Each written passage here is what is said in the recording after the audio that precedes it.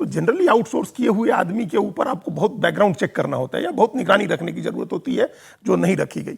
एक अभी आपने बताया कि निकलते समय जांच होने की व्यवस्था थी, तो वो लोग ऑफेंड होने लगे, चूंकि वो चोरी कर रहे थे तो उन्होंने अपना ईगो, अपना वो दिखानी, नैतिकता और संघ का वो बैकग्राउंड दिखाना शुरू कर दिया कि आप हमारी जांच कैसे कर सकते हैं। तो एक तो ये एसओपी पहले बना, उसमें कमी थी कि सुरक्षा का भी आउटसोर्स किया हुआ है, कुछ पुराने रिटायर्ड सैनिक वगैरह लोगों को रखा गया है, नोट गिनने वाले लोग आउटसोर्स किए गए, फिर उनके ऊपर निगरानी की व्यवस्था नहीं बनाई गई।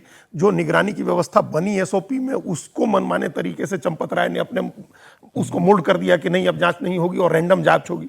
अब जो लोग चोरी कर रहे हैं, अगर उन लोगों के हिसाब से एसओपी है तो रैंडम जांच में वो कैसे पकड़ा जाएगा? उसको पता होगा कि किस दिन रैंडम जांच होनी है, नहीं आपने उस दिन वो लेके निकलेगा ही नहीं पैसा। अभी आपने जो बात कही ना कि उनको पता होगा कि कब जांच होने जा रही है। हाँ। अब आगे की कहानी जरा बताते हैं दर्शकों को।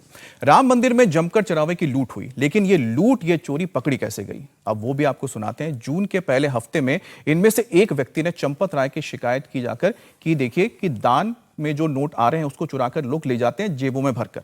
चंपत राय ने मंदिर में काम करने वाले आर्मी के कुछ रिटायर्ड ऑफिसर्स से सलाह ली और तय किया कि अगले दिन अचानक ही तलाशी ली जाएगी। इसका प्लान बना, लेकिन चोर काफी चालाक थे। उनको तक ये खबर पहुंच गई, यानी कि उनके मुखबिर मौजूद थे। उनको ये बता दिया गया कि आज ये दिन है जिस दिन तलाशी ली जाएगी, फ्रिस्किंग होगी। बाहर जाने से पहले जब एक एक करके बाथरूम में लोग गए तो पैसा वहां पर थैला में छुपा दिया। फ्रिस्किंग में किसी के पास कुछ भी नहीं मिला।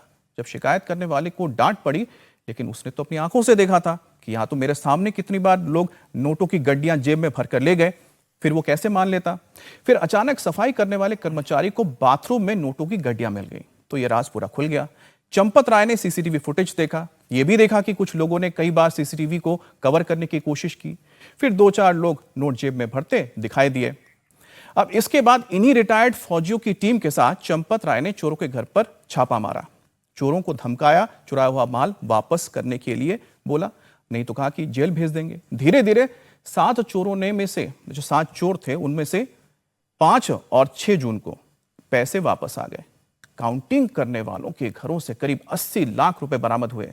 अब मैं बताता हूं, इसमें सिर्फ रुपए नहीं थे, $1100 भी शामिल थे। बाद में करीब 20 लाख रुपए इन लोगों के बैंक अकाउंट से मिले और कुल मिलाकर 1 करोड़ रुपए की रिकवरी हुई है। कैश वापस लाने के बाद चंपत थाने नहीं जाना चाहते थे। उनके ऊपर एफआईआर करवाने के लिए कहा गया तो उन्होंने कहा कि मामला रफा दफा कर दें, क्योंकि अपने ही लोग हैं, पैसा वापस आ चुका है, नौकरी से हटा देंगे, बदनामी हो जाएगी। ये सब चलता रहा, लेकिन तब तक चरावा चोरी की बात आग की तरह फैल चुकी थी और यह बात बाहर पब्लिक में आ गई, मीडिया में आ गई, जिसके बाद चंपत राय के ऊपर ये कह सकते हैं कि एक दबाव बना और उनको आखिरकार एसआईटी के लिए हामी भरनी पड़ी। अब एक राम भक्त है राजू मनवानी, इन्होंने बताया कि उन्होंने सिंधी समाज की तरफ से चांदी की 200 ईंट दान में दी। All India Bullion Trader Association के North India head Anurag Rastogi ने बताया कि उन्होंने चांदी का दीपक भगवान रामलला के लिए दान किया था। राम मंदिर के लिए लोगों से चांदी इकट्ठा की थी, उसकी ईंट बनवाकर चंपत राय को सौंपी थी। इसी तरह एक भक्त अनीता भारद्वाज ने चांदी के काग भुसुंडी दान दिए थे।